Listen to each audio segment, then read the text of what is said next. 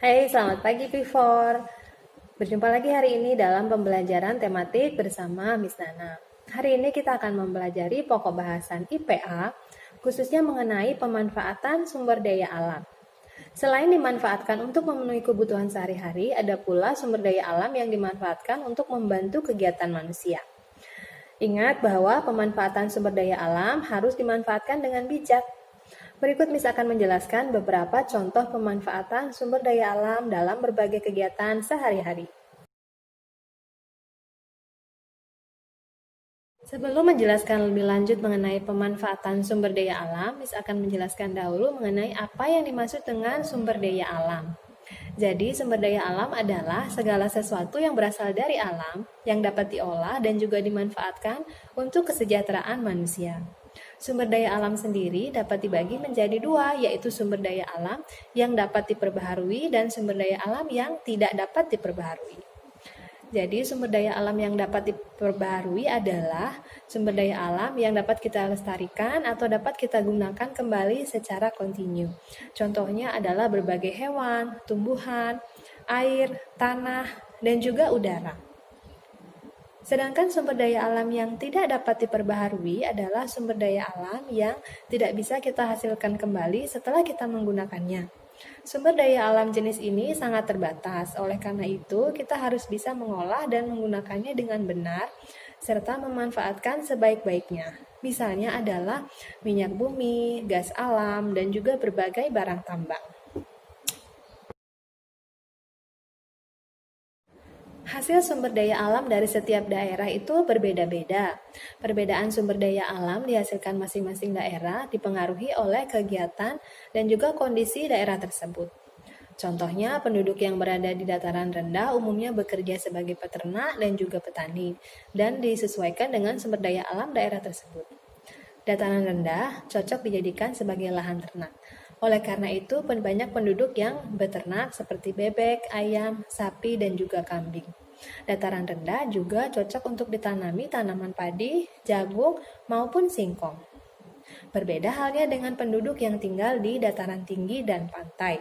Dataran tinggi cocok untuk digunakan lahan bercocok tanam, seperti misalnya kopi, teh, sayuran, dan buah-buah tertentu. Sedangkan penduduk dataran tinggi umumnya bekerja sebagai petani kopi, pemetik teh, ataupun petani sayur dan buah. Sumber daya alam yang dihasilkan di laut atau pantai berupa berbagai jenis ikan. Karena itu, penduduk yang tinggal di daerah pantai umumnya bekerja sebagai nelayan.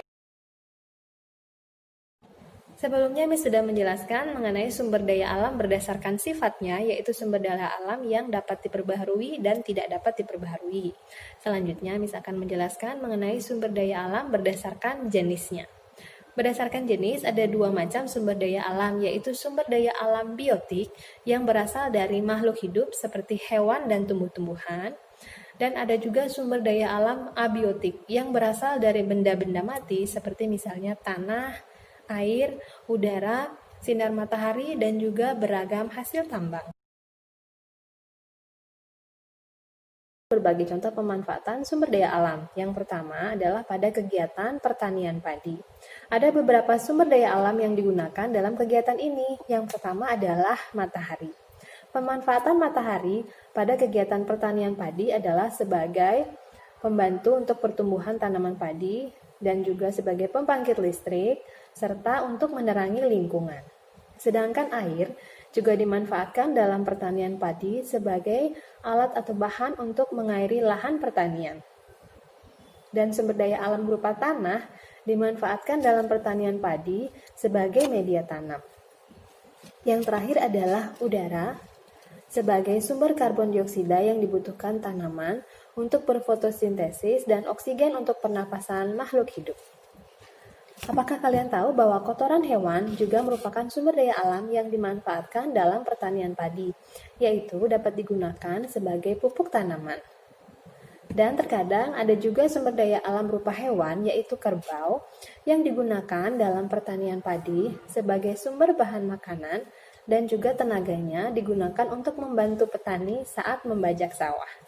Demikian penjelasan mengenai sumber daya alam yang dapat digunakan dalam pertanian padi. Pemanfaatan sumber daya alam yang kedua adalah saat pembuatan ikan asin. Ada beberapa sumber daya alam yang digunakan saat proses pembuatan ikan asin. Salah satunya adalah kayu, garam, dan juga panas matahari. Kayu berguna sebagai bahan pembuat anyaman tempat kita mengeringkan ikan. Sedangkan sumber daya alam berupa garam digunakan untuk mengawetkan ikan asin tersebut. Dan yang terakhir yang tidak kalah penting adalah panas matahari yang sangat berguna untuk alam selanjutnya banyak digunakan dalam proses pembuatan pakaian. Yang pertama adalah pemanfaatan sumber daya alam berupa kapas yang didapat dari tanaman kapas sebagai bahan baku untuk pembuatan kain dan juga benang. Yang kedua adalah logam, digunakan sebagai bahan baku pembuatan jarum jahit, gunting, dan juga meja untuk menjahit. Yang terakhir adalah sumber daya alam yang berupa plastik, digunakan sebagai bahan baku untuk pembuatan kancing.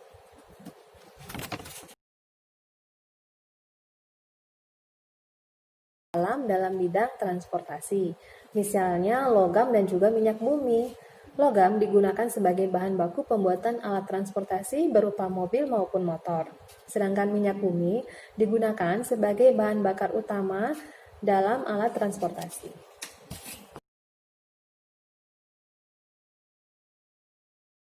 Pemanfaatan sumber daya alam dalam proses pembuatan patung, yaitu menggunakan tanah, kayu, ataupun batu sebagai media atau bahan baku pembuatan patung, dan menggunakan sumber daya alam berupa besi maupun baja sebagai bahan batu untuk membuat pahat atau alat mengukir patung.